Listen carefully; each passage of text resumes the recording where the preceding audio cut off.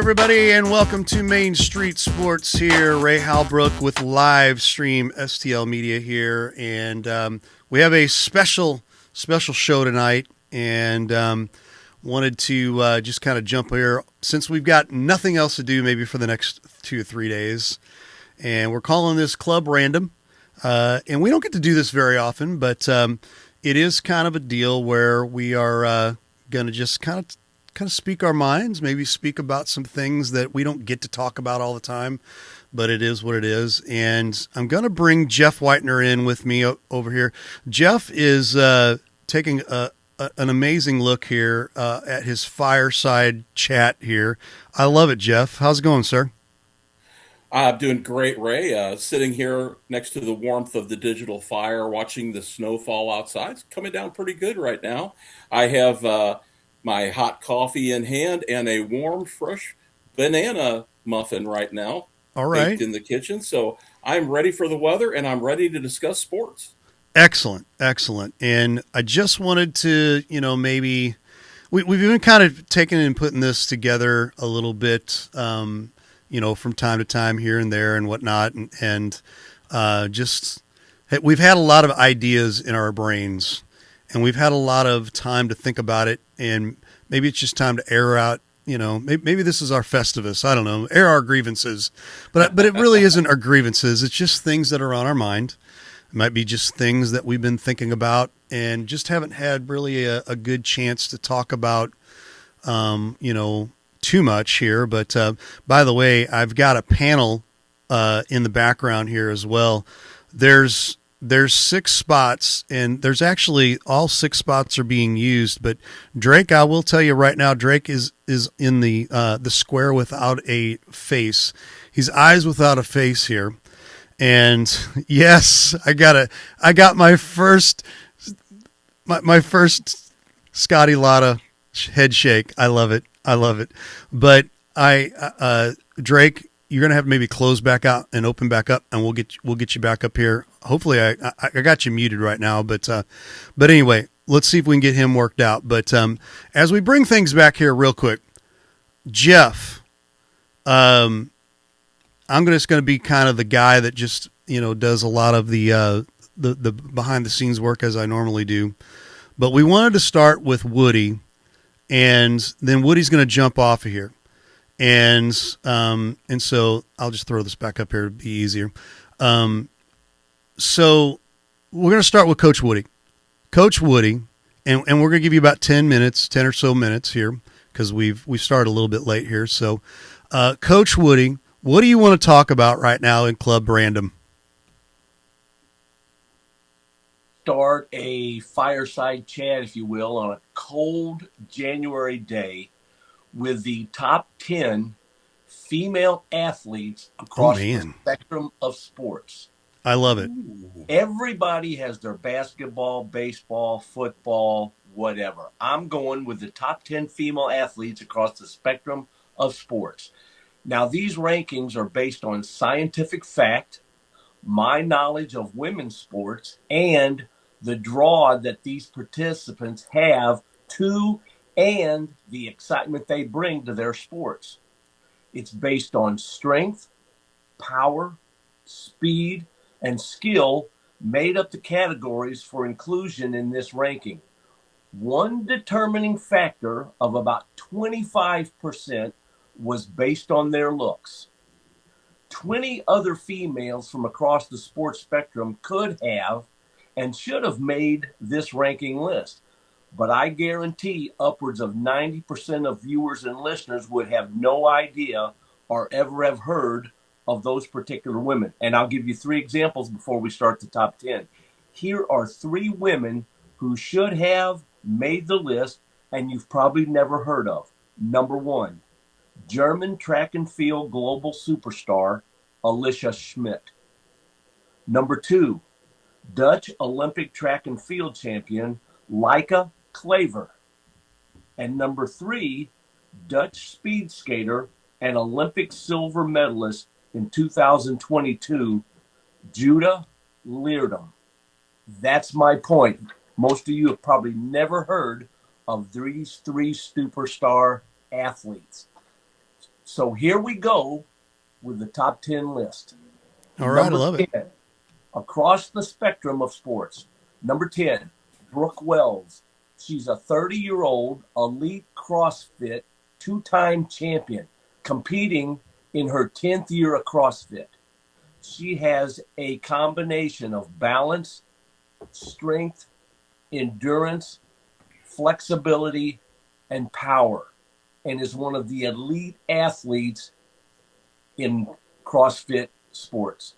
Number 9, Allie Raisman, 31-year-old six-time Olympic medalist. She's an author. She has a combination of power, strength, speed, flexibility, balance, and endurance all rolled into the perfect athlete. Number 8, Alex Morgan. She's a 36-year-old Olympic champion soccer player, a FIFA World Cup champion. Her combination of strength, endurance, skill, speed, and agility make her an elite athlete. Number 7, Olivia Dunn. She's a 23-year-old gymnast from LSU. She's an SEC champion and a social media influencer. Number 6, Michaela Schifrin.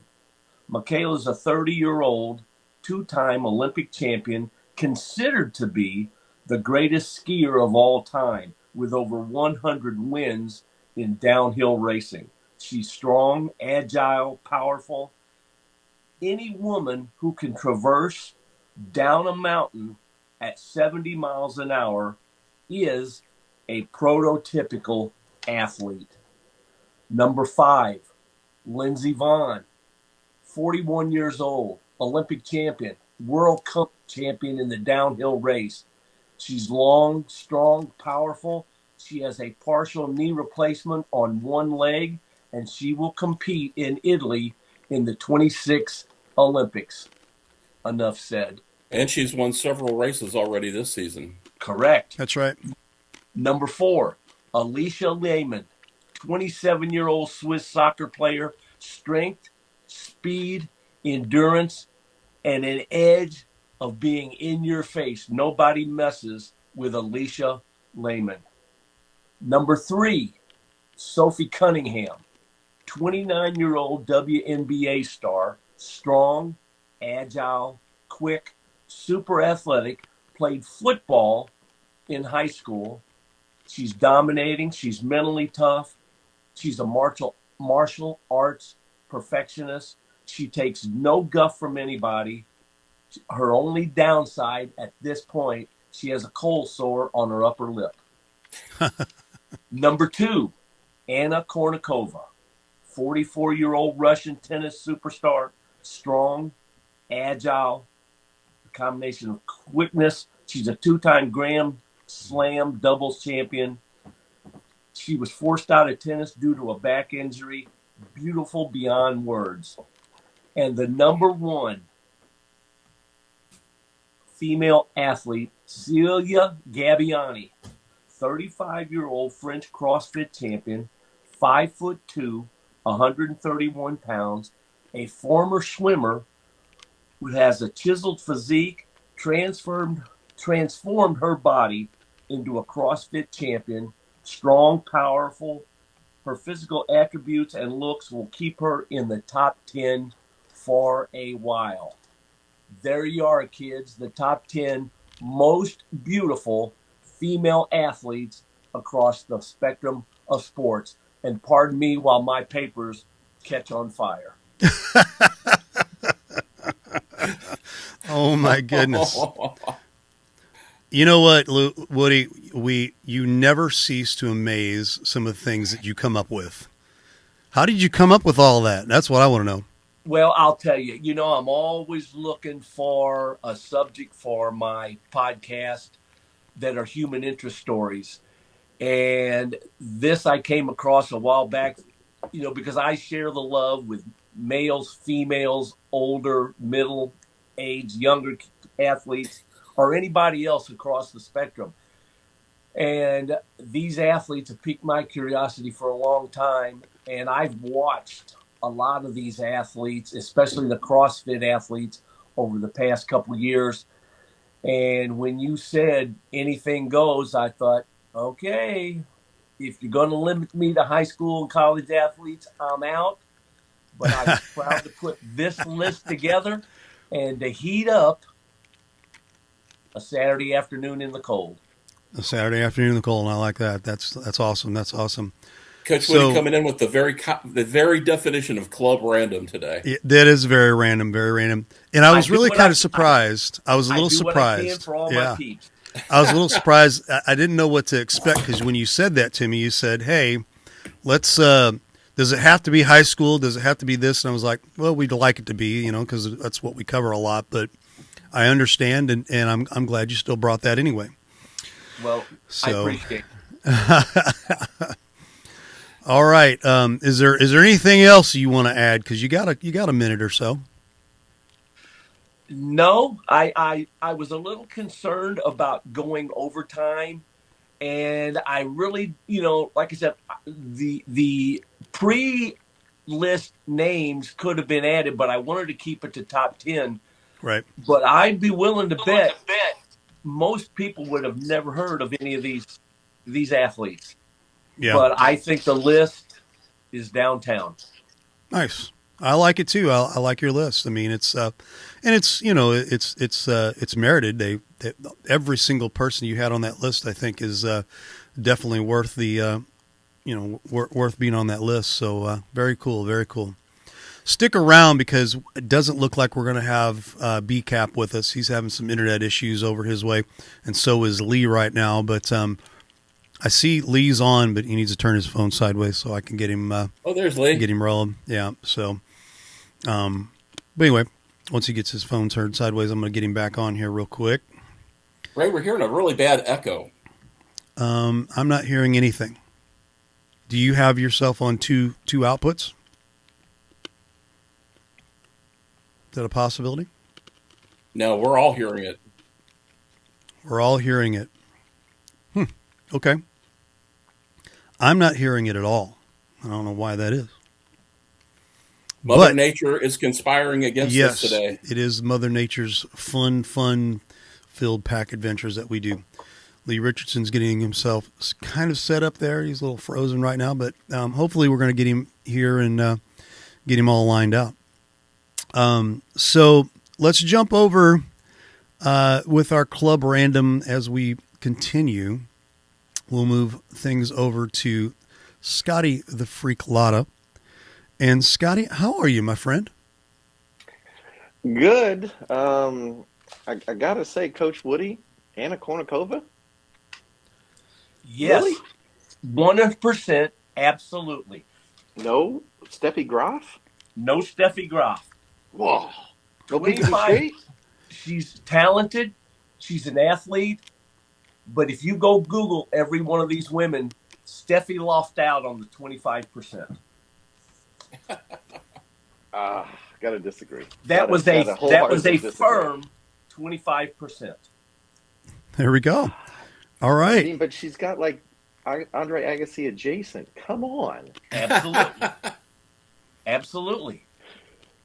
That's gotta Okay. make up for at least a couple percent. It does. She missed out on the 25%. Google those others and you'll find out why. Okay, I recognized about 30% of your list. Okay. Same. All right. All right, Scott, it's your you've got the floor, my friend. Take it away. All right.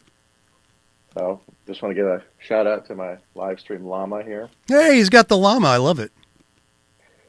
And also want to give a shout out to Mama Dunk and Tanner Duncan and Jordan Duncan. That was a banner night for the Duncan clan last night.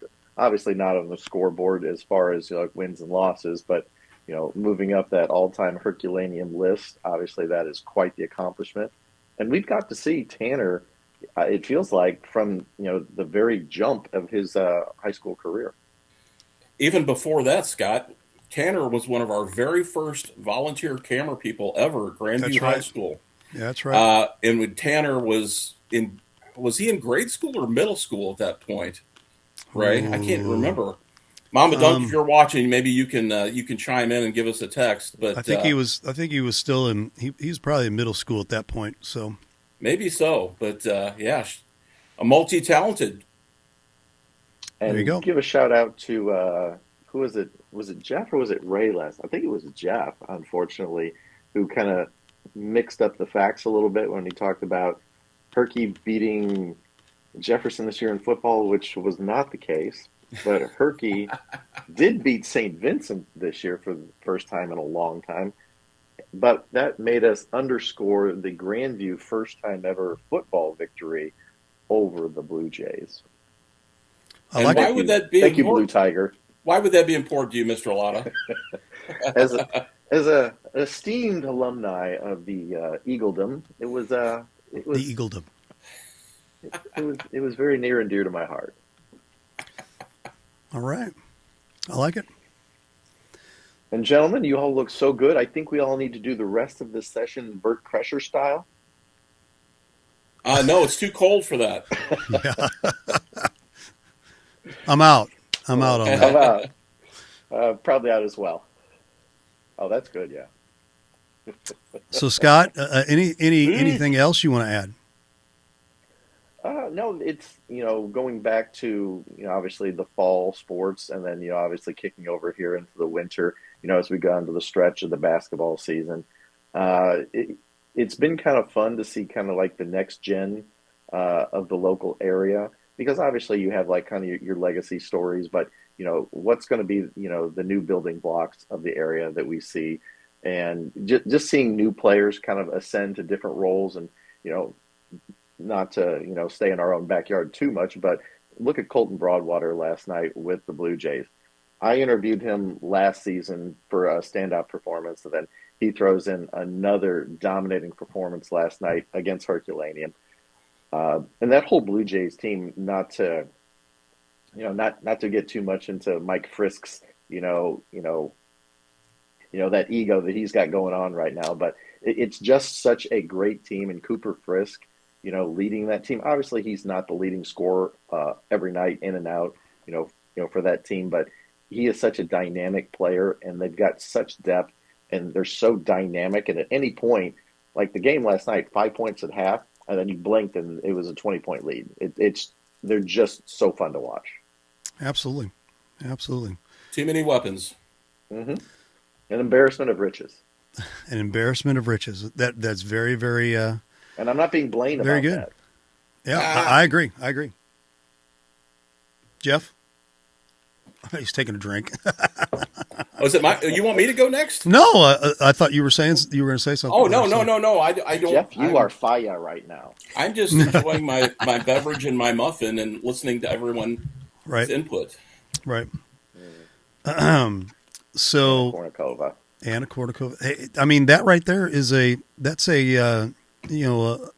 argument for a good argument too, because like I could have added a handful of women in there. I mean, why in the world would you not put somebody like? Did you have Caitlin Clark in there?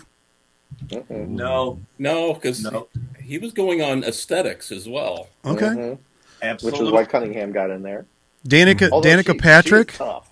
Danica Patrick from old race Early car on. driver. She's on par with Anna Kournikova. Patrick was around number 5. Okay, Got bumped. she got bumped. Got bumped. Sorry, Danica. She got bumped for Winona Ryder local. Yeah. She got bumped. I mean, St. Louis's own Jackie Joyner-Kersey. She was around number 14. Okay. All right. At least she's on the list. So was FloJo. So was Cherie. Yeah.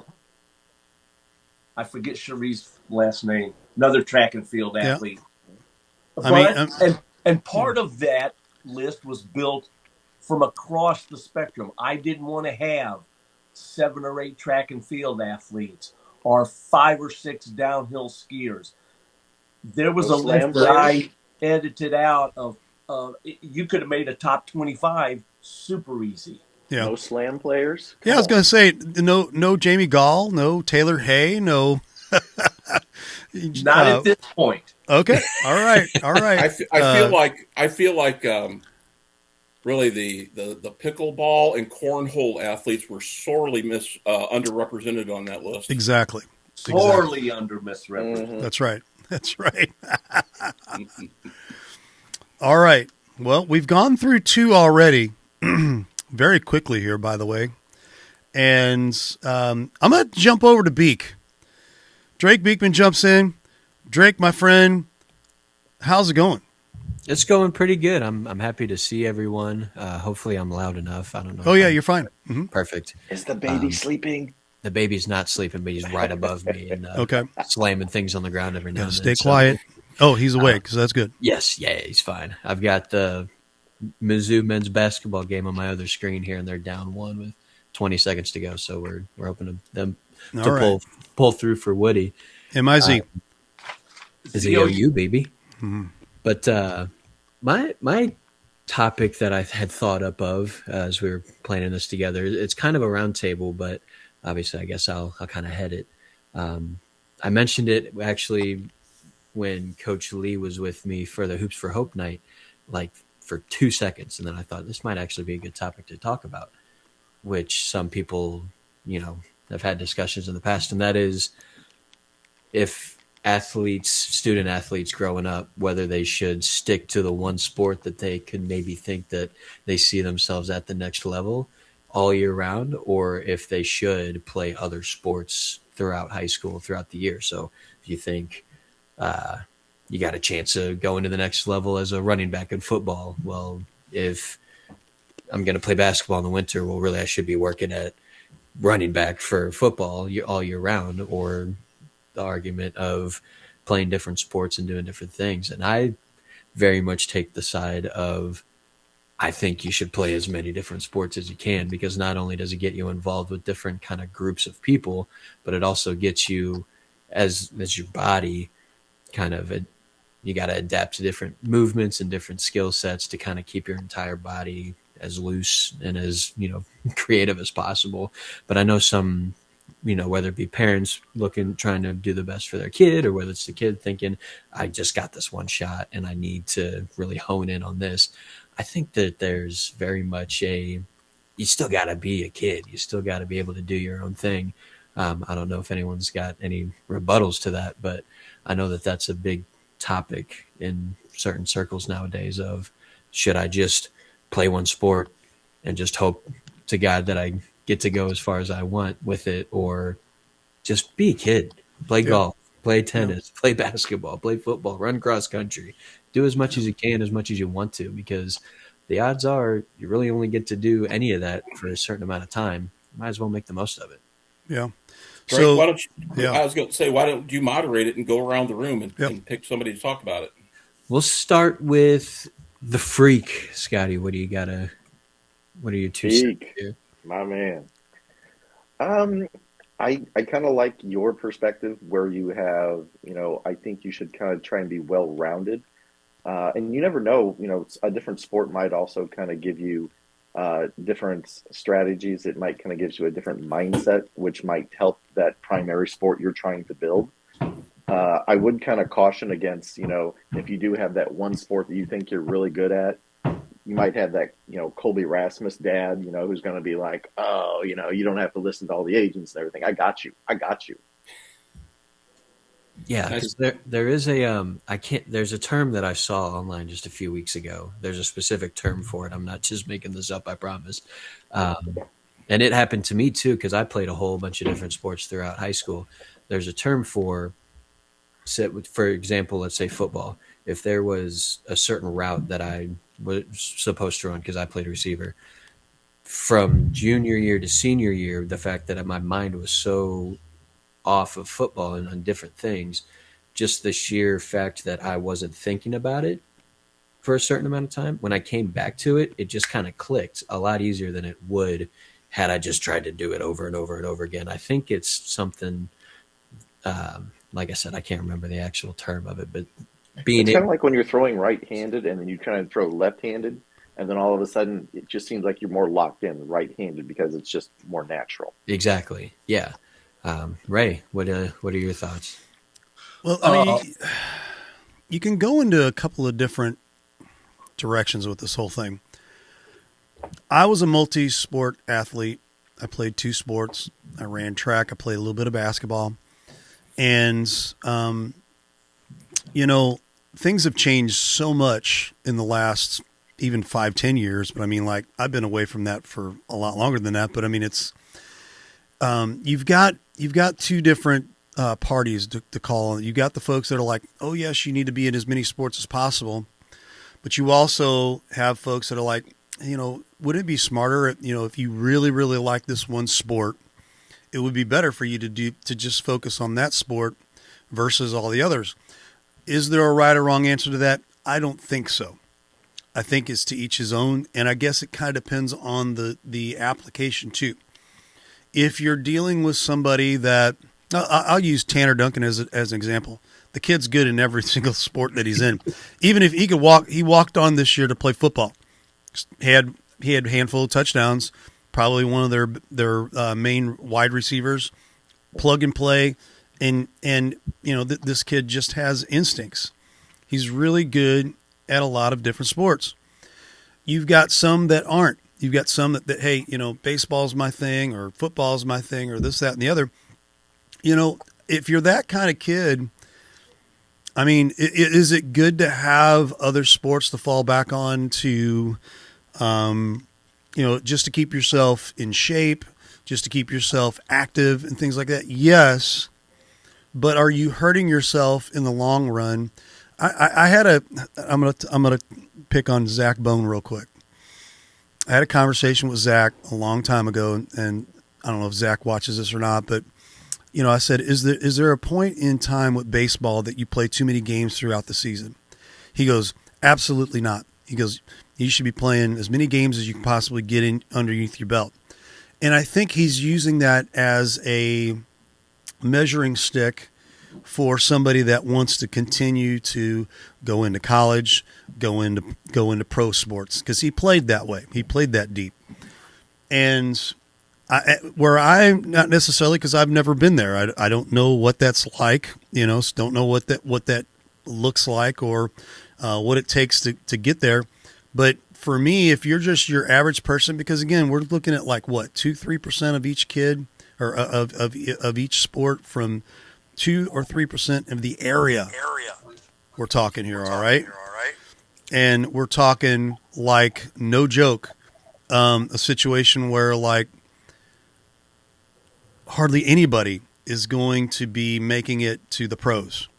And it's important to understand that if you have a pro body and a pro attitude, and you're able to get there, God bless you. But again, we're looking at 2% of the kids in the entire nation that can pull that off. Let's be realistic. Let's take a look at something like this.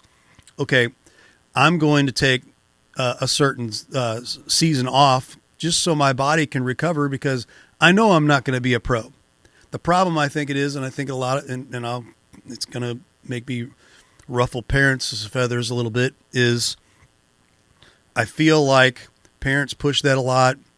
Coaches might push that to the extent, but again, the reality is 2% in the entire nation make it in the pro sports. Well, and you said something right at the beginning that I think is the most important thing of it all, is if they like to play more than one sport, then they should play more than one sport, if you ask me. But if they only like baseball, if they only like basketball, or if they kind of like others, but they really don't enjoy playing it because they're not that good, or they just don't see a future playing high school sports in that, then put all your chips in the one sport. Like like I said, it's all about what you enjoy doing, what you like doing. But I don't think anyone should ever feel any negative emotions if they want to divert their attention to other sports throughout their high school career. Because like you said, it sucks, but you got to be the 1% of the 1% to make it as far as you potentially want to go. How about you, Coach Woody? Well, all the years I was coaching and dealing with college coaches and putting kids in college programs, to a man, these coaches would say to me, does he play more than one sport? I said, yes or no, depending on the kid. These college coaches love having kids that play more than one sport because they cross train for those sports. They have to adapt to the different endeavors involving different sports. But I would say 90% of the college baseball coaches that I dealt with were very happy.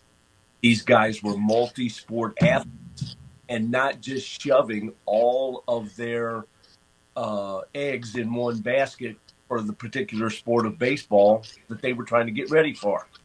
So coming from that side, they loved it. Now, when I was coaching, I would have guys during the summer that would say, Coach, I'm not going to be here the week of June 19th because I have basketball camp or I have football camp. A lot of summer coaches say, well, then you're not going to play for me because I want you here all the time. I always let my guys go. And some coaches that would not let their players go in summer baseball would say, okay, well, you're going to have to earn your way back into the lineup. Not me. Just make sure you stay ready if you're going 3 or 4 days because you have to pitch Tuesday when you come back. So I would never stop a kid from going to basketball camp, football camp, whatever it might be. And again, these college coaches like these multi-sport athletes. You see a lot of things around Jefferson County Jeff. It's kind of in the name, Jefferson County Jeff. What say you about it?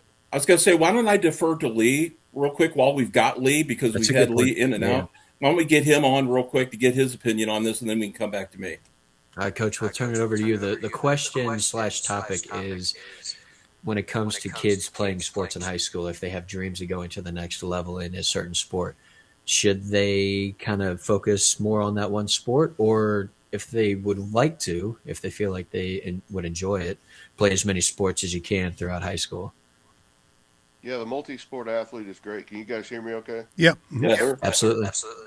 Um, so much is changing and so quickly these days that's a really tough question to answer. I think I heard one of you kind of say it, or at least express the beginning of my thought, which is for most, Ray, you said something about 2% and all that. For most kids, do what you enjoy, and if it's multiple sports, great. One of the issues lately is coach of the other sport. Say a kid plays, say a girl plays volleyball and basketball. This has been a conflict a lot. They like volleyball a little bit more, but basketball has this huge time commitment in the winter. They also want to train for volleyball, and they have the travel leagues and things, and they're being leaned upon to participate in both at the same time. This causes a lot of issues. If there were very well defined, okay, for these 3-4 months we're going to do this, and then on the side maybe you cross train a little bit, but this has got to be your number one priority. But we're seeing some conflicts where the secondary sport, at least at the school level, is being asked to, I mean the secondary sport as far as the athlete is concerned, but it's their primary sport for their school at that time. That has to be the priority, but there are a lot of conflicts with that. Having said that, with the way things are changing, high school kids are getting squeezed out of recruiting big time. That we could talk about that for an hour or more by itself, and all those reasons. So I would say, yes, play multiple sports. When you're in one, devote yourself entirely to that one, and as soon as it's done, you'll be fine. Within a couple of weeks, you'll be excelling at the other sport and enjoying that as well. So that's kind of a broad answer, and we could get into that maybe on a part 2. For sure. I like I it. Jeff, think what about everyone, you? I think everyone's brought up some good point here, Drake. For me personally, I think there is value in playing multiple sports for athletes, particularly in the small schools where it's kind of needed more than anything else. You need that depth across the board. Having said that, and seeing the value and seeing how it handle, your mindset and your muscles and your balance from playing other sports and all of those things, there are a lot of benefits from that. Having said that, though, I think there are times when an athlete if they have a passion for one sport and they are very, very good at it, uh, playing other sports, particularly football, can come with some risk. And going back to the Duncan family, we can talk about that. Tanner Duncan playing quarterback because he wanted to play football for the Herculaneum Black Cats. And I know he had a shoulder injury, separated his shoulder, and that led him to not being able to play basketball for quite a while. Basketball, I mean, he's another kid, all around great athlete. Went to college for baseball on a baseball scholarship. You're talking about But Jordan, right? Jordan, I'm sorry, not Tanner. Yeah. Sorry, Jordan. Sorry, Tanner. But that's a situation where playing multiple sports is good, but you have to wonder sometimes about the risk of injury to playing football. If you're a multi-sport athlete and football is not your number one sport. I love football. I'm a football guy, but there is a risk there, and I think that's important thing to consider. Also, So what on if the you're better? What if you're better at a sport that is not your number one sport, but you have a passion for a sport that you're, lesser talented at, but you excel at another one that you don't have the passion for? well, and for both Duncans, they excel in every sport they do. But I mean, you should play the sports that you're passionate about. But I'm just saying it's not without risk. And I think that an athlete has to take that into consideration if they are such a high level and they are projected. If you're a D1 athlete, maybe you're projected to be recruited as a D1 athlete. Perhaps that's something you need to take a look at as far as not specializing. You also have an argument on another side. Right now you've got 4 guys playing on the Jefferson boys basketball team that have played together since they were in 4th grade. Basketball is their passion. Basketball is their number one sport. A couple of those guys do play golf for the Blue Jays, but other than that, they don't play baseball. Except for Jack Clumpett, he's not a starter. They don't play football for the most part. Noah Beeler was an exception. Cooper's an exception, but that core 4 guys of Brody Thomas, Blaine Wilson, Talon Watson, and Colton Broadwater have all played together since they were little, and it shows on the court. And that's a lot of club time. That's playing basketball year round, and because of that, some of those guys are going to get some offers to play at the next level. So I don't think there's any cut and dried rule. If it's me personally, I think there's a lot of value in playing multiple sports. However, I can see why some athletes don't, and I can't blame them for it. Heck yeah. There you go. I think that's about all I got. I think I went over time too. So That's okay. That's okay. That was a good deep, and I love those. We need to maybe put some things together like that from time to time. That particular subject all the time, maybe every couple of years, just to kind of refresh. Because I mean, parents, especially, I think they've got their arms open for the feedback on, hey, I've got this kid that I think might have a pretty good talent. What's the do's and don'ts at this point? Because a lot of times you walk into something like this, unless you're a parent that's been working with them from grade school on up. I've got a brother that's got 2 kids that's playing baseball. They're playing baseball. They're playing basketball, and he's gonna coach them up through the ranks. Not everybody's got that luxury, but and I think that's helpful for parents like that. So that's my 2 cents on that. Lee, if you ever need to chime in, raise your hand real quick and wave at me like that, because I have to mute your mic because I'm getting a little bit of an echo. So he's going to go ahead. I think we need to have Lee go next. Go ahead, Lee. I want to ask what I missed Brian's top 10. Oh. Where was that was great. Where was Caitlin Clark in that? He wasn't on there. She wasn't on there at all. Top 10. Unbelievable. Okay. You His guys come up are after? getting 25% of the balloting on these rankings had to do with their looks. Whether that's superficial or not, that's what comprised the list. Anna Kournikova made the list. Absolutely. Third. Right. Yes. A strong 3. 5%. All right. So there's your answer there. And she looks as good at 44 as any of them do at 22. There you go. Bravo, sir. There was no wrestlers on there either. Anywho, Oh yeah, you didn't take any wrestlers. What's up with that? Right. One more thing. While we're speaking, Mizzou sent the game with Oklahoma to overtime on an almost half-court shot, and now they're in overtime. So I don't know if any of you got that on like I do. So if I'm looking over there, it's Pete a was heck of a watching. game. But Yeah, it's on my other screen too. anyway, Gotcha. okay. Yeah, It's your take turn. issue with Clark, but it's my turn. Okay. Yeah, let's go ahead. Well, thanks. Good to see everybody. Glad to be here. And so we had Woody's top 10 and Drake's multi-sport conversation, right? Mhm. Okay. Well, here's mine, and it might be low-hanging fruit.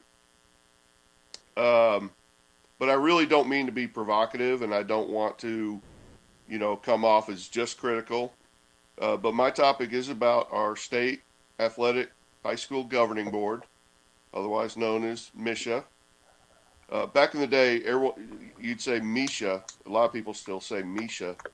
And then, somebody would be like, oh, no, it's Misha. Okay. Well, you got me there. But, MISHA, Missouri State High School Activities Association. But we are going to talk about athletics. And there's been a lot of discussion, obviously, in recent years. And some people could say, oh, wait, do we have breaking news? That was your breaking news from earlier. So it's not true. Private? It's not true. Oh. Well, I think the really, messy, sloppy black lines crossing out Alabama, I think that's most people could probably figure. You sent me that, by the way. Well, you sent me the other one, and so that's been a topic, obviously, splitting up public and private.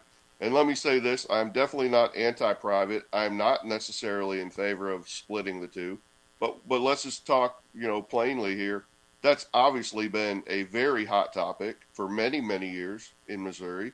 There's a lot of people, especially on the public side of things. I don't hear a lot of private schools saying they want to split things up, which is fine. But you hear a lot of complaints from the public side. And so that's just being honest about the subject there. But in particular, and I'm just going to kind of keep it to basketball. That's kind of my passion. I don't think, I'll put it this way. I'm going to start with this statement. The level a high school team competes at should equal their ability to assemble a roster. Okay, and I'm going to say it again. The level they compete at should be equal to their ability to assemble a roster. And if you look at pro sports, but if you look at high-level college basketball and football, the way they're paying the players, they can jump ship every single year. Now they're trying to bring pros back into college basketball. It's a mess up there, and tying into the last subject, it's squeezing high school recruiting and athletes a lot. But we're seeing a lot of this loosey-goosey kind of, attitude infecting high school. And players their parents are looking for a more competitive situation, so they go to this school, they transfer. Hopefully money's not involved at the high school level yet, but in some cases, when you talk about scholarships to private schools and things like that, obviously it can be. But I don't think, here's really the crux of what I'm saying here.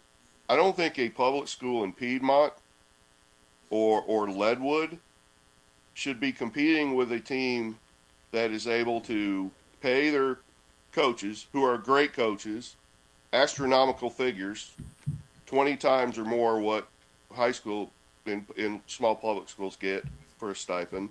They recruit internationally. They have great academics, which is another draw, but they have these wonderful campuses and dorms and things like that. And MISHA is always late to the party, whether it's before it was the multiplier, and then as a way after the fact Band-Aid, we get the championship factor, which obviously has not addressed the issue when a team, and I'm not singling out privates. I'm not anti-private or Principia for that matter. because again, we all know that's who we're really talking about here, but there are others. People come back with, well, public schools also recruit and poach and take, and I totally agree with that.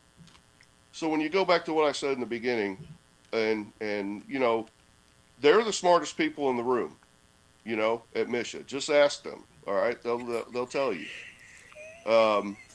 Okay. So, I think I could figure it out. A pretty clear, simple set of rules that would factor in when a school is taking the best player from every public school in St. Louis and assembling a team, a public school, and you guys probably can guess who that is. Or if they're, as I first described, they're paying their coaches over $100,000 a year, and they're recruiting internationally and bringing in amazing talent from everywhere and putting together an amazing basketball team. This is no slight against their talent, obviously. But if they have that many advantages and you can kind of line these things up into what I think would be a pretty simple formula, it's obvious that a team like that should be competing at least at Class 6. And they're playing a half national schedule anyway. So you might as well go on and just play with all the best teams in the country. All right. That is in a nutshell what I have for this today. But my main problem is I don't, at the end of the day, it comes down to enforcement. Even if you made me commissioner and I came up with a set of rules and I said, oh no, you know, this school brought in these transfers and Mizzou just won at the buzzer in overtime. Unbelievable. Yeah. Yeah. What a game. What a win. You know, even if I were the one and said, all right, here you go, Mish, I fixed it. Now, all you have to do is enforce it. Well, if we go back forever, there's been a whole lot of rules on the books anyway that never get enforced. And I'll tell this real quick story and then I'll turn it over to you guys. Years ago, it doesn't matter the school, it doesn't matter what the rule was, but I had a complaint about a rules violation.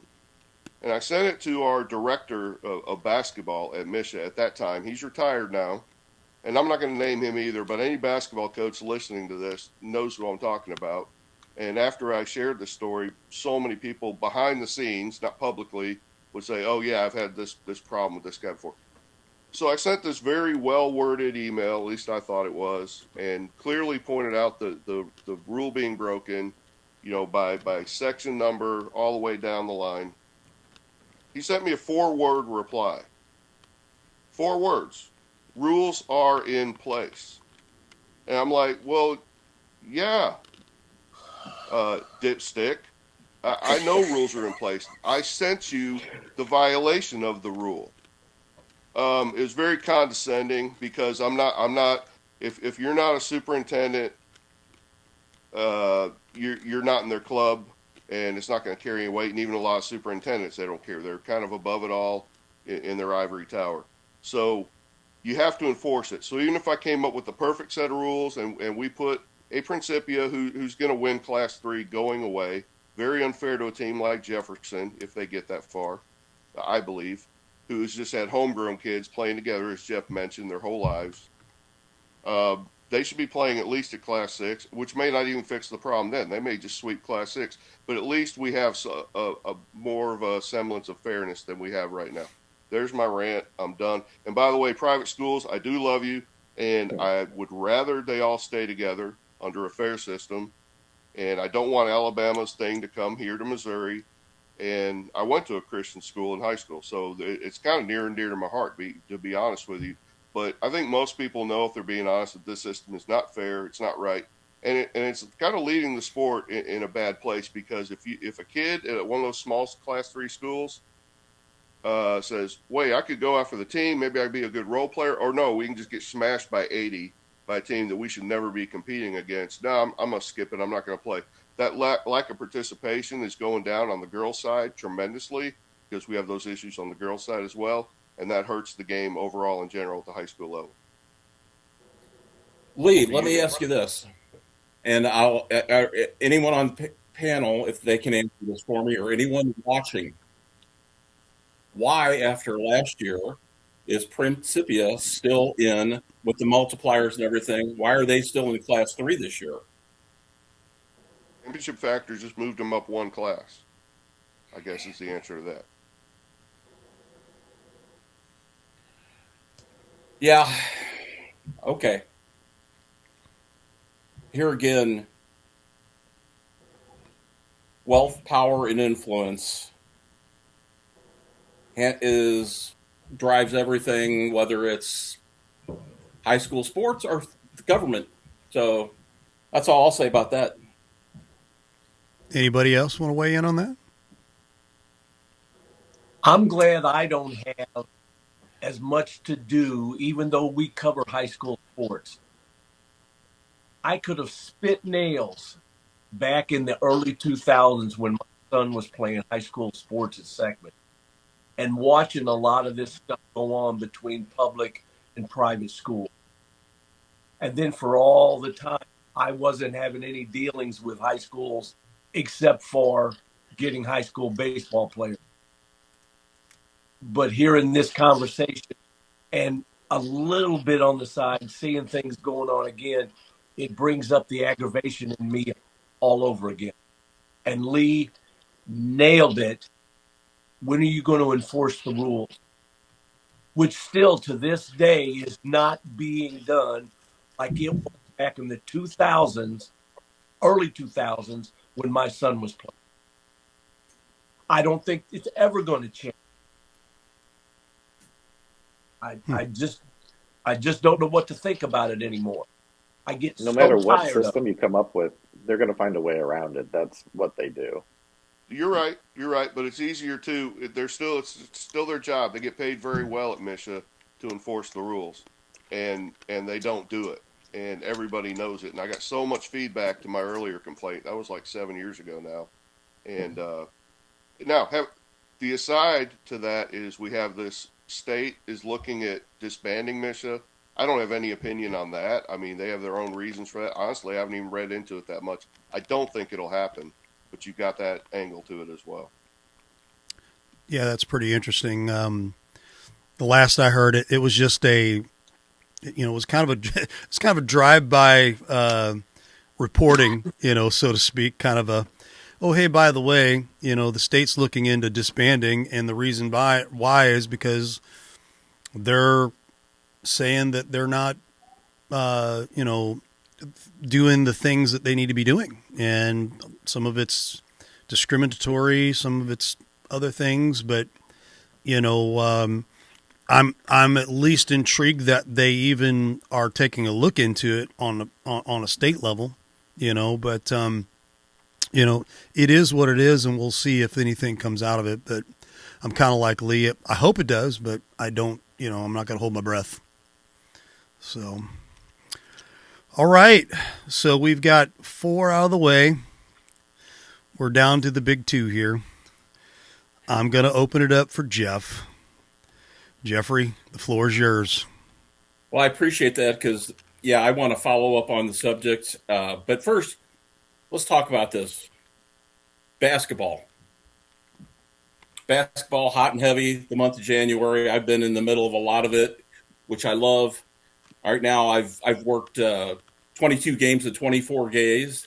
And by the end of the month, 31 days, I will have worked 30 days, God willing, weather willing. Hmm. So this is my busiest basketball month of the year. Last night, wonderful atmosphere at Herky. The new gym is wonderful. It was great to see, small school rival conference games going at it. We talked a little bit about the boys' game. I want to talk about the girls' game, and just the fact that although Jefferson has a losing record, if you look at their district, they've got Clearwater, they've got Arcadia Valley. If they're playing as they are right now, and some of their younger players keep improving, like a Humphrey and even the freshman over there, Wakeman, they could make some noise and cause some trouble in districts. They certainly came out last night, did what they want to do. The girls love to press, and that combination of Guffey to Lloyd works so well together. It reminds me when Taylor Metcalf and Paige Fowler were at Herky. The same thing. Every great scorer needs a great passing guard. and we saw that on display last night. So kudos to those players and the team going there. I wanted to talk about Misha, either way. And I wanted to talk about the fact that they are under scrutiny right now for supposedly alleged board placement based on certain things and the fairness of that. But let me ask you guys, would Misha benefit from some state oversight and auditing for accountability?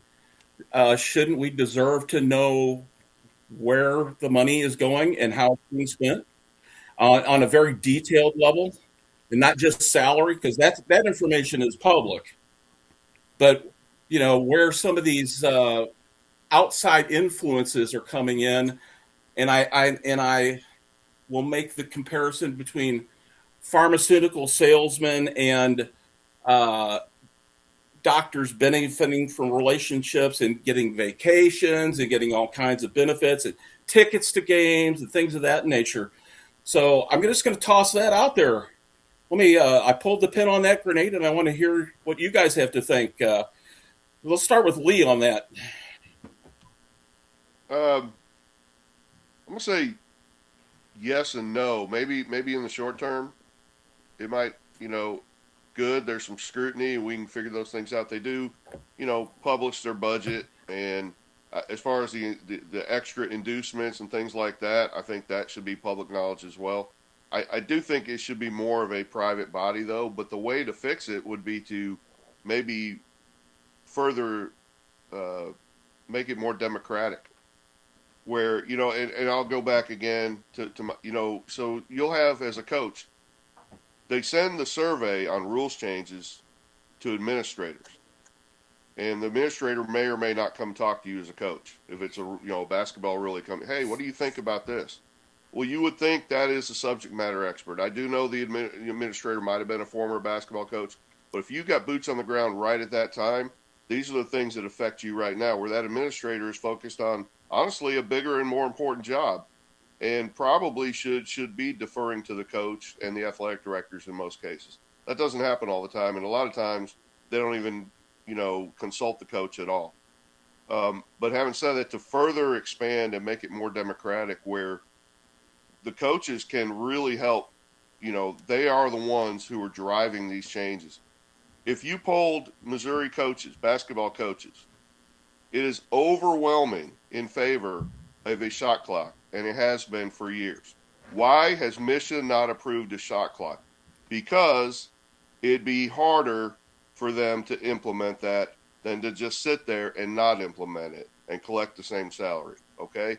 That's just one. Again, that's low-hanging fruit. I get it. But having said that, we should have, and I don't want a 30-second shot clock, by the way, and that's a whole other topic. That's just one of many that would help fix the problem. Right now, we don't have transparency, and we don't have any impact as members on when these rule changes happen or what they even are. Fantastic. Boy, let's go to Coach Woody next, see if he has an opinion on this. I do. I don't want, and I'm going to give you another example to go with Misha. I don't want government sticking their nose in where it doesn't belong, because then it becomes political.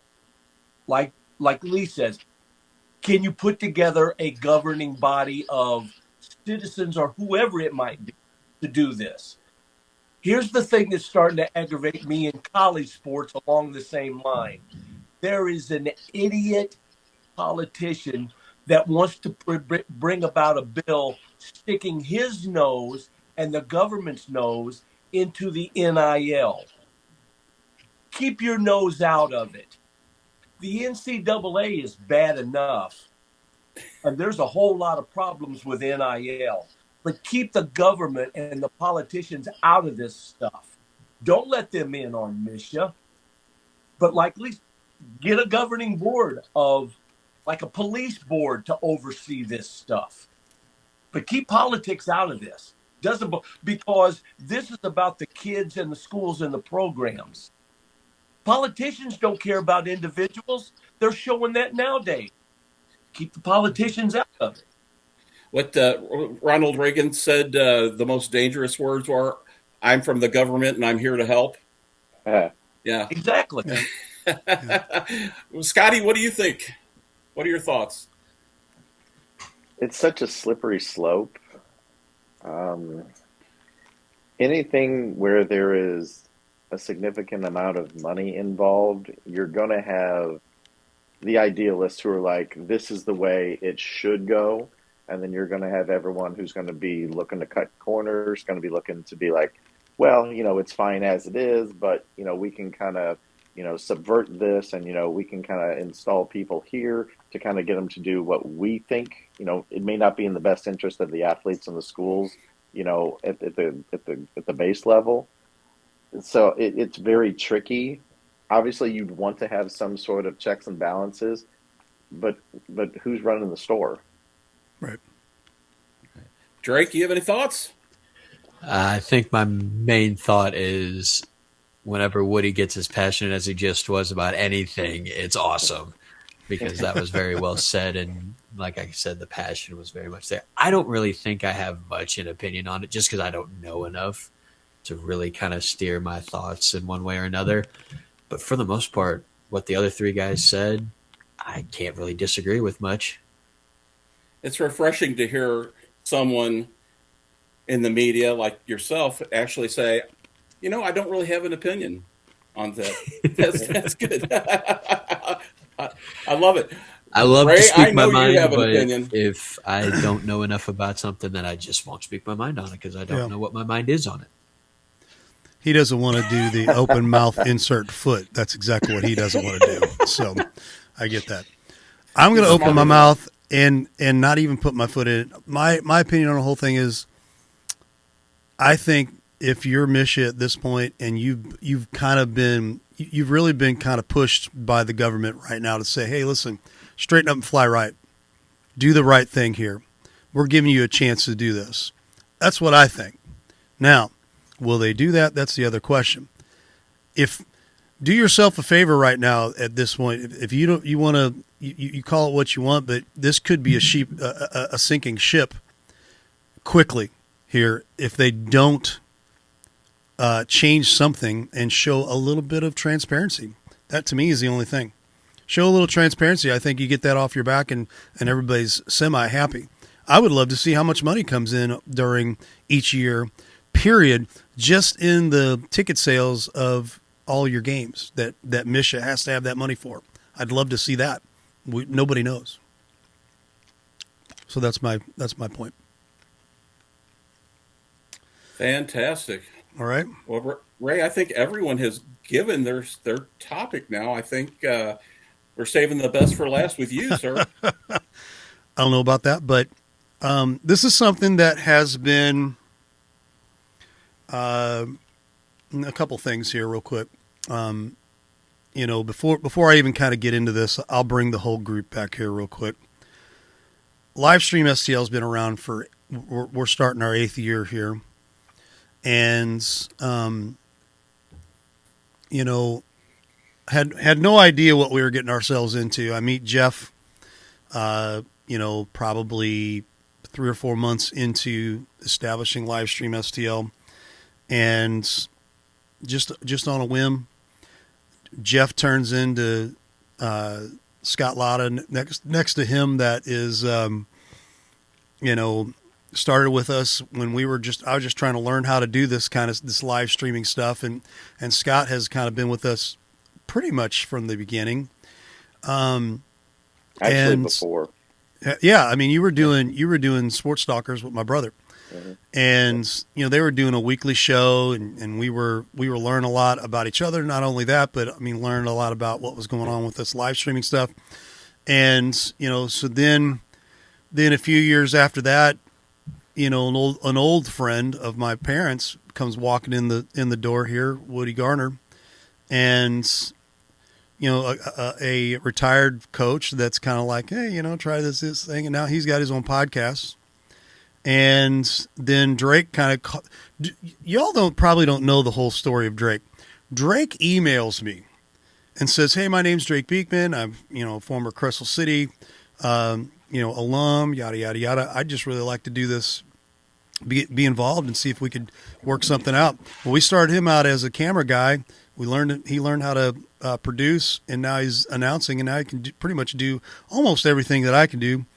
And, has been a great addition. And Lee has been with us the entire time too, off and on, as not just as a coach, but, a liaison, and especially in our basketball stuff. But, we're looking at 8 years worth of people that has been along this journey. And, we've a year ago, we were able to walk into a position to pick up a studio, and just pretty grateful right now where we're at, and pretty just amazed. And you step back and you think about it, and you think about where we started at. I mean, golly, our first live stream was a couple of volleyball games over at Hillsboro, thanks to Steve Ringling. And Steve's like, "Hey, I've got this volleyball Scuba group Steve. over here, Scuba Steve." That's right, and so. It's just a really awesome story to see what's going on. The problem I'm coming into now at this point, we're 8 years in, and I'm still pounding the pavement with parents that don't know anything about us, that don't know we even exist, that don't know that what we bring to the table. And here's my serious voice here. They don't know what they don't know because they don't know. And I think I'm trying to really just kind of wrap my brain around what can we do differently as Livestream STL to get our face out there, to get our, just the name just breathed to a handful of parents within every single sport in every single high school in the county, because we do cover the entire county. We cover Jefferson College, St. Louis Community College, some semi-pro things, a lot of other things. We just picking up I-55 Raceway, which will be really, really fun. But the names out there, a lot of times the first thing I ask them, "You ever heard of Livestream STL?" And I get really, really serious, like a 50-50 answer. "Yeah, never heard of it." Or, yeah, we know exactly who you are, blah, blah, blah, which is great. But, I think that I don't know what I don't know because I don't know still is very much prevalent in, within our community. And I don't know the answer to that. So I'm willing to talk about what the, some ideas are. And, I think there's, obviously you don't want to take too much personal, because it's like, man, we're working really, really hard. We're really, really wanting to do the right thing. I really feel like we are. I feel like we're in a position to do some great things and expand and even do more. But it takes a community that's supportive, that's behind what we do, that's behind the things that we are, and they need to know who we are too. So, so there's that particular thing. My other subject that I want to talk about is the culture in general with Jefferson County versus cultures in other counties and other areas. And I don't even want to use St. Louis, because St. Louis is so jaded and jagged and broken up, because you got St. Charles, you got West County, you got North County, you got South County, you got downtown, and you got the public schools downtown, you got tons of private schools. We've already talked about the private schools versus the public schools, but I think what I want to take a look at is us being more of a model, more of like what's going on in Southeast Missouri. And I'm like, every time we go down south, most every time we go down south, we're taking, whether we're just going down there for the heck of it, or to actually cover a game. This is not including Perryville. This is not including that area at all. St. John, none of that. We're talking south of that. We're talking probably Jackson and farther south. The support and the camaraderie and the passion within that particular part of the state of Missouri is unbelievable. And we even get calls from tons of other outlets down south, and we start talking about different things. And man, they are just always amazing to deal with, always amazing to give information. Very rarely do I call and I'll call a coach or I'll call a team or I'll call a school or whatever and not be accommodated, which is great. You know, this isn't a rap on, hey, get your stats in, but it is get your stats in. But, you know, that to me is coaching 101. But anyway, I'm talking about something that is community driven. You know, when I grew up, Scotty can probably vouch for me a little bit, maybe even Jeff as well, and Woody. You guys can kind of tell me if it's any different, but there was tons of division and tons of hatred, good hatred. It's like, you know, Northwest and Fox was such a rivalry. Festus and Hillsborough has always been a great rivalry. Herky and Crystal's been always a friendly rivalry. It's more like a Cards-Cubs game. You know, different rivalries throughout the area. But it always stayed that way. It was always like, hey, you know, things changed and now everybody knows everybody because of the internet. Everybody knows of everybody because of just being able to go out there and take a look at other teams' Facebook pages or YouTube or this, that, and the other. But within all of that, our county has not changed. Our county still is very, I feel, very, very just not on board with each other. And what I mean by that is there's a few that are, I feel. I'll use Buddy Russell as a great example. Buddy over there at Hillsborough, love Buddy Russell. And it doesn't matter who's playing. It doesn't matter who they're playing. It doesn't matter if they're his school or a school in the county. He's going to support that. And there are tens of hands of people that are like that, where we need more of 10,000s and hundreds of thousands of people like that. Because it doesn't matter what goes on in the county. If it's good, and we should get behind that 100%. And I just feel like there's a ton of haters out there. There's a ton of, and it causes problems to the point to where you can't post anything good on Facebook anymore. You can't post anything good to try to highlight the county like we love to do, without getting some sort of backlash of, yeah, but blah, blah, blah, or yeah, but, this, that, and the other. It shouldn't be like that. It's our county. I feel like that Southeast Missouri corridor, and they're doing it right. And I'd love to see us be able to do that more. Thoughts? I'm going to start with Jeff. So many thoughts. But what I keep coming back to, and Ray, I doing what I do as far as announcing before you and I met, but the reason I joined forces with you on Livestream STL is because we shared a vision of shining a light on the young people in our community. Period. End of story. Regardless of what school, really regardless of sport. Right. Other kids, other activities, we want to boost them. We want to hype them up. We want to promote them because we felt like Jefferson County was kind of like, the stepchild of the area. And we've been able to do that. I'm very, very proud of that fact. We get pushback, we get criticism, and I hear it. I've heard it recently. Well, if you really cared about the kids, you wouldn't charge to do live stream.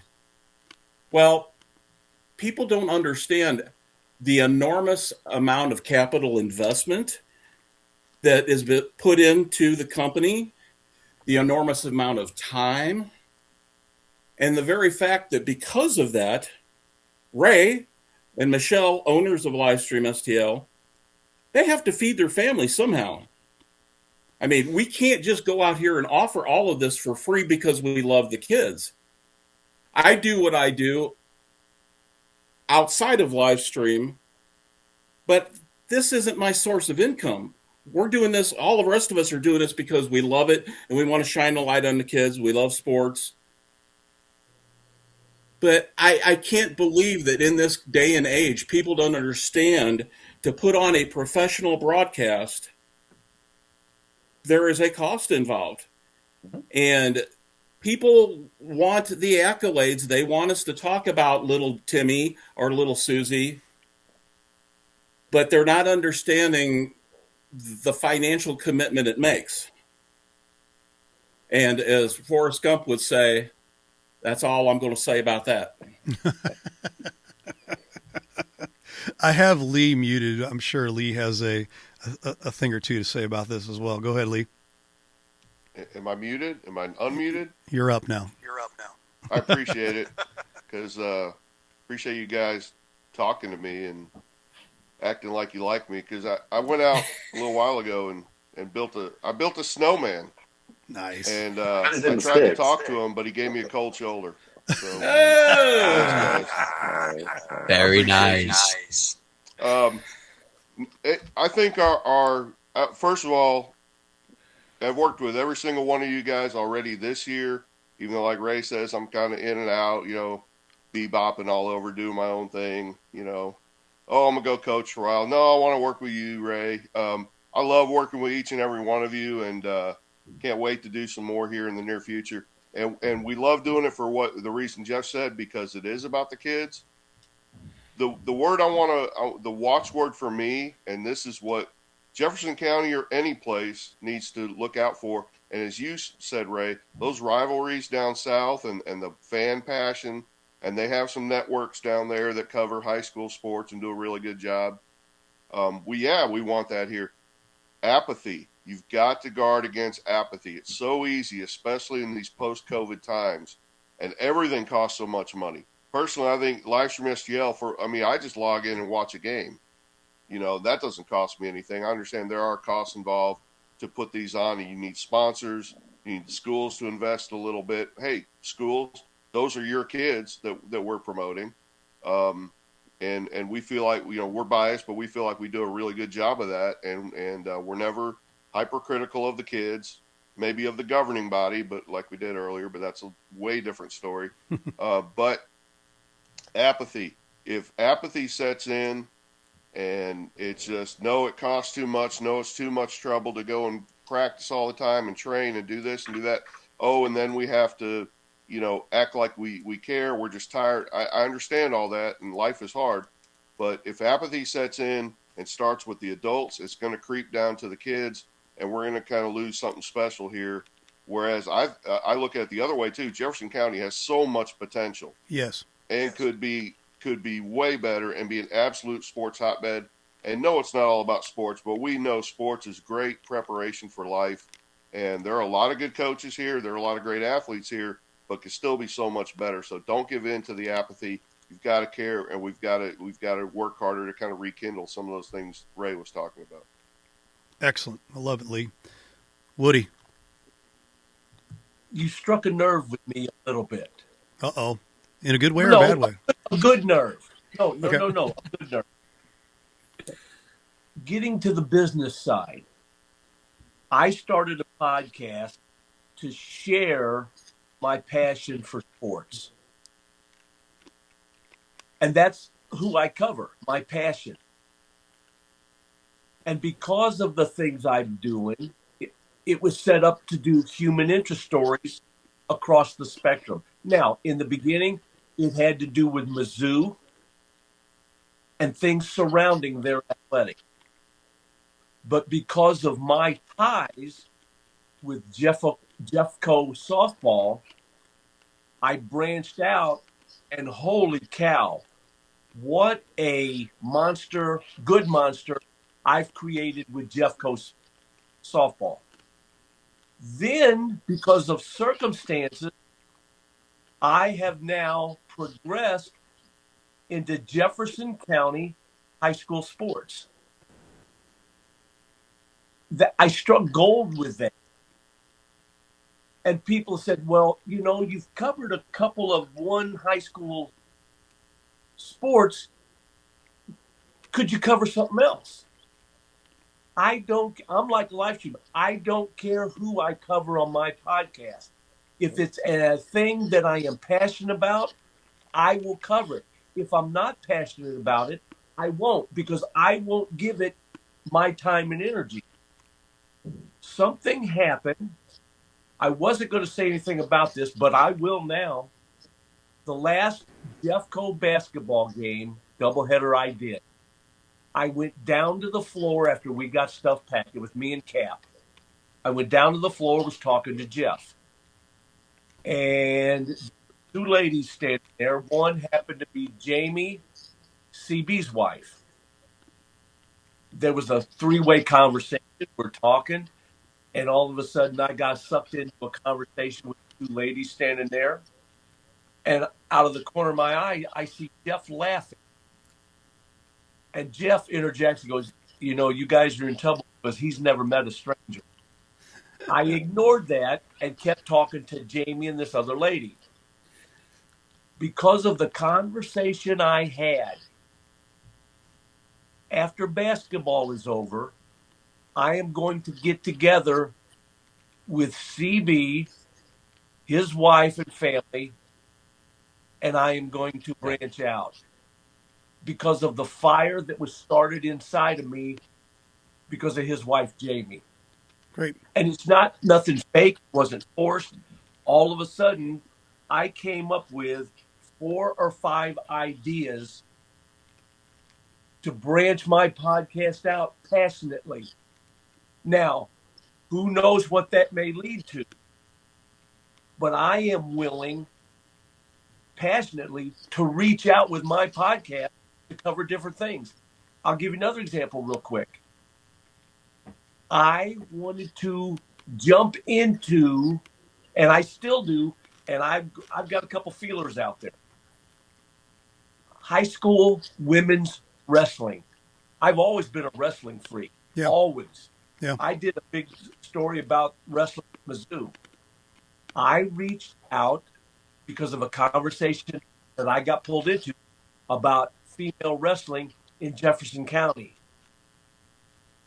Never got any call back about it. Okay, I'm going to leave you because I have 2 other avenues with high school and female amateur wrestling that I'm going to explore. I could strike gold with both of those, which will maybe lead into other sports individuals in Jefferson County. Jefferson County's in my backyard for my podcast. I love it. Right. I did a story a couple months ago. Speaking of high school females, there is a national level archer at Seckman High School. Out of 3,400 archers in the national competition, she finished 84th. Wow. I may do more archery stories. So I love branching out and cover more. And if somebody in Jefferson County has a story that I think is worth doing a human interest story for, I'll do it. And I've done plenty so far. And I'm looking for more. Now, unlike Ray, this is their bread and butter, my podcast cost me money, but not to the extent it would cost Ray because of the equipment. But I love doing it, and I'm willing to go wherever I need to for a story. Yeah. And I'm willing passionately to reach out and cover more stuff. Yeah. But I don't. right. We at Livestream have to quit getting met with apathy. Right. It's already happened to me with podcasting. Okay. If I tried to do a story on Susie, nobody reached back to me. I'm not begging. Yeah. And like I've told Ray 100 times, if you get the chance to move over here to cover stuff, the people over here are going to get left out when they come asking. Right. Yeah. You had we don't want to have that happen, but I get it. No, we don't. And Ray and I talk all the time. At Livestream, we make room for everybody. Do you have a sport you would like us to cover? We want to do it. How many crews have you got going on Friday Night Football? 2, sometimes 3? 3, sometimes 4. We want to do that. How many times have you run multiple crews on basketball? Not as much as I'd like, but we'll talk about that later. Yeah. But we want to cover you guys. Right. But Good. you got to meet us halfway. Yep. And Yep. we can't do this for free. Yep. So there it is. Help us help you. Yeah, that's Correct. right. That's right. I'm going to Come get on. off my spot. Yeah, okay. I Show like it. me the money. Yeah, there you go. I'm going to give you the younger version of this too. So I'll throw it over to Beak here real quick. Well, Lee's And- got something too. Oh, Lee. Oh, I'm sorry. Go ahead, Lee. No. I was wiping the text off my screen. I thought the same thing, Jeff. I thought he needed Dirty to get something off message his or chest. something. Hey, before Beat goes, did Scott have a topic of discussion earlier? Did I miss? Yes, he already did. Well, you refresh me on that afterwards. But go ahead, Drake. Yeah, it's such an interesting topic, really, because, like Ray said, I ended up reaching out to Ray via email because shout out Pasta House, one of our awesome sponsors. Me and my wife, we were in the front area, and one of their TVs they had, it was Jefferson and Festus women's softball playing in the corner. And I looked out, it's like, there's no way. What the heck is this all about? And I see Livestream STL in the corner. I'm like, okay, let me find a Facebook page, a website, something. And that eventually led to me emailing Ray, and then we got connected, and the rest is kind of history from there. But I say all that to say, I think for us, everyone's going to, or our target audience is going to find us one way or another. Like for me, even though I love sports, I was never super interested into high school sports until I saw an opportunity to kind of get involved with it. Same thing for parents. If they have a kid who's now going in their freshman year of high school and they're talented enough to make the football team or the varsity basketball team or whatever, they could have no clue that we exist just because they don't have an opportunity to see us out in the field. Now, sure, some of their friends and other situations could lead them to know who we are before that. But I think when it all is said and done, our target audience is going to find us eventually. It's just a matter of when it's their turn to figure out who we are and what we do. But as far as the whole like apathy and meeting us halfway and stuff like that, I don't want to speak for everyone else. Maybe I'm stepping out of line here a little bit, Ray. I'm sorry, but it's very rare that I see a dime for being involved with any of this because, like Jeff said earlier, this is Ray and his wife's business, and this is what keeps his lights on. So who am I to ask for some money for that? If it's there and the opportunity is available, I'm sure all of us, including myself, get a little, hey, thanks for being a part of this and being so awesome. But it's not, you can go on the website, you can get the Roku app and watch everything for free, minus a pay-per-view that is previously Misha. advertised as a pay-per-view, whether it's Misha or Misha I-55 mandated. I was Raceway, going to say, yeah. or we're kind of voluntold to have a paywall. But yeah, it's completely free for anyone who wants it to be free. If you want to help us out, help you guys out, then yeah, by all means, that is an awesome opportunity for everyone involved. But that's one thing that kind of gets under my skin a little bit about it. It's like, oh, you got to get all these sponsors in. Why don't you just do it for the love of the kids? These referees aren't showing up for free every night. All the coaches for every sport, I'm sure they have a little incentive to be the coach, even if it is their passion. The people who run the scoreboards, the people who announce in the stadium, like that, everyone's not doing this for nothing. Yeah. And I think that is just a wrong way to look at it. Okay. Good points there from our rookie of the year the announcer there, Mr. Beekman. Thank you. Scotty, how you doing? Good. Do you have a something you'd like to share about that? So from the Hoops Whisperer, Oh, the Hoops Whisperer makes his presence known. I'm going to sum up Livestream STL in one word: value. And you could actually add an S onto that: values. There's a lot of community, family values that are wrapped up in this venture that you started 8 years ago. You know, you've mentioned everyone here on the call, and then obviously, you know, BCAP, you know, obviously the Matt Bates, and I would be very much remiss if I didn't say Mrs. Livestream. Sure. And then, of course, you know, the young ladies you've got to help with the social media aspect, which is, I think, going to help you leaps and bounds to keep that going. And obviously, everyone you've got to, like, you know, do cameras, you know, volunteer to, you know, do whatever, you know, support the business. All of that takes, like you said, it takes capital. And then, you know, unless you're going to start a GoFundMe, it's like that money's got to come from somewhere. Yeah.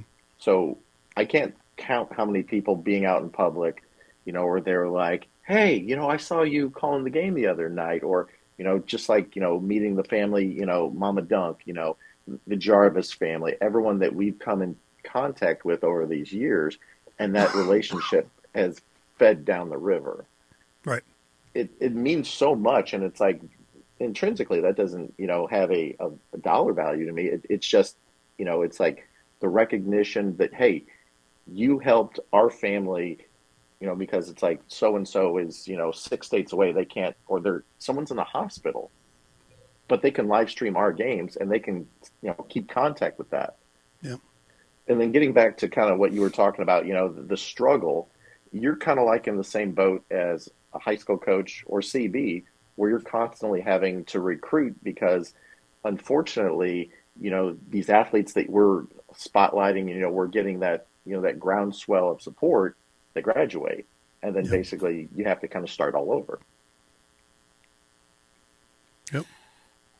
Ray, before we get out here today, I know we're going to be wrapping things up soon. Just to piggyback on what Scott said about some of the other parts of our live stream family that aren't here today, I in gratitude, you know, I'm very grateful for our other announcers, play-by-play, color people, you know, Matt Bates, Alex Neisler, Wags, T-Bone, Hal Neisler too. Hal Neisler, Yeah. all those folks at the radio station. Tanner Henderson. And hi, Gina. Hi. Anyway, Hi, Gina. all of our, you know, as Scott mentioned, our interns and all of our wonderful camera people, and we've been so blessed to have some really wonderful camera people over the years, and including the ones we have currently. Yep. And I just wanted to give a shout out to them as well. Excellent. Well, I mean, you know, to me, if you're going to put anything into all this, let's take a step back and take a look. What can we do to make this better as a whole? You know, and I'm talking about parents. I'm talking about coaches. I'm talking about schools. I'm talking about organizations. I'm talking about colleges. I'm talking about anybody in the county, you know, and that's not just us. We want this county just to do better. My goodness. I mean, we have so much to offer. We have so much to, you know, to bring and highlight and polish the you know, because that's what a lot of times we are, not just us, but I mean, you know, you as a parent, you as a coach, you as a school or whatever, you're seeing a player each game get a little polished, a little bit more. I mean, eventually that diamond shows up. And we, you know, last night we got the privilege of covering, you know, Tanner, not only taking fourth, but then taking third overall in points at Herculaneum High School. It was a great accomplishment. You know, we've seen kids hit 100 or 1,000 points. We've seen kids hit, lots and lots of other milestones. We've seen a lot of kids go off to big colleges, small colleges, all this stuff. That's the goodness in what we're wanting to cover. We don't want to see this all for naught. And I think, again, if I'm gonna put anything out there to the masses that could be watching this now or on delay, our county's got a lot to offer, and I think we've got to put our best foot forward. We've got to put our best, radar on when we're at somebody else's place covering a game, or if you're a parent and you're at a away game, be respectful. You see us, my goodness, come say hi. That's the other thing. I think a lot of folks, they look at us too much like the bad media, and we're not bad media. We're just the folks that want to come and just cover your kids, and we want to be the folks that come and put that highlight out there, and we want you to share it. We want you to talk about us to other. Hey, did you happen to see that on a live stream? Whatever. We want you to be able to be comfortable with us, and I think sometimes that just gets a bad rap, from time to time. Very rarely do we get in a situation where it's just like, we're gonna have a parent here and there that don't understand what we're trying to do. Hey, we're trying to look over the top of you so we can get a good camera angle, or this, that, and the other. Help us help you. That's what, again, that's kind of our motto type thing throughout this entire Just don't 8 try years. to talk to us. Don't try to talk to us while we're on the air. Please don't talk to us while we're on the air. It's so hard, but man, we encourage the all of the accolades. Come by and say hi. We will definitely come by and say hi. We love that. We want to hear that you're watching. We want to hear that you like or you don't like. I mean, we love feedback. So feedback's important. So Drop some comments down. Absolutely. Absolutely. Do us a favor, if you're watching this right now, share this, because sharing is free, and it helps. It helps highlight not only what's going on with us, but it could be help what's going on with your school or your organization or whatever. So that's a no-brainer. But anyway, my rant, I think, is kind of over. But guys, Club Random comes to a close, and I appreciate you guys. We might want to do this once a year, or something like that, and say, hey, what'd you see what's going on this, in next year for 27 or 28 or whatever, and all that stuff. And so we'll see what we come up with, because I think this is a good segment, good show. And we've got lots of other things coming on up the horizon. We'll throw this out there for folks that are that want to sponsor. Give us a call, 314-852-4398. We would love to, if you're interested in doing commercials with us, we've got commercials, the ability to do commercials for you as a business. And voiceovers, things like that. We've got the studio over there. So, podcasts are not out of the question. My wife has pushed me to put podcasts out there. And, I think that's, podcasts are hot right now. So, there's you can do a podcast on growing grass. It's crazy. You've listened to me. So That'd probably take a while, though. No. Yeah, it is what it is. But anyway, you know what I mean. So, but let's wrap it up here, guys. Thank you so much, guys, for being on. And Lee, I'll unmute you. Thank you for being there, my friend. Yeah, had fun, and I'm interested to hear feedback on the Mission Thoughts. Yeah. Because I hear it all the time behind the scenes. I know people are afraid to put their name to that criticism, especially if they're in education. But things do need to change. We all know that. Yep. Coach Woody, love you like a fat guy loves cake. Adios. Beak. Cap I wish Cap would have been with us, because he was trying to, but the Freak and Mr. Jeff Whitener, for all of us here at Live Stream STL and Famous Street Sports, thanks for being a part of Club Random. We'll see you down the road.